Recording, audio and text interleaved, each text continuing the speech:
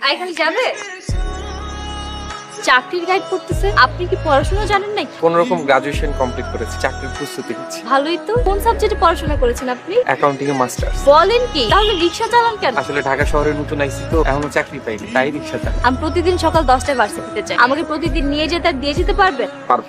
তাহলে প্রতিদিন সকাল 10টায় এখানে চলে আসবেন। এই যে এটাই আমার বাসা। আচ্ছা আচ্ছা, এখন আমাকে একটু মেন রাস্তায় নামাই দিয়ে আসুন। আচ্ছা, ওঠেন।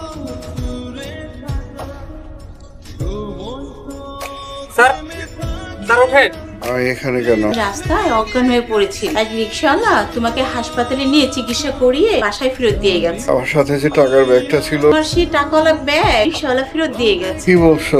এতগুলো টাকা পাওয়ার পরও টাকাগুলো ফেরত দিয়ে গেছে? হ্যাঁ, এই তুমি সেই লোক না? তোমাকে আমি কোথায় না খুঁজেছি। ইউ অলসো সেভ মাই মানি। তোমাকে পেয়ে আমি এতটা আত্মহারা হয়ে গেছি যে আমি ইংলিশে ইউ হ্যাভ টু এক্সপ্লেইন।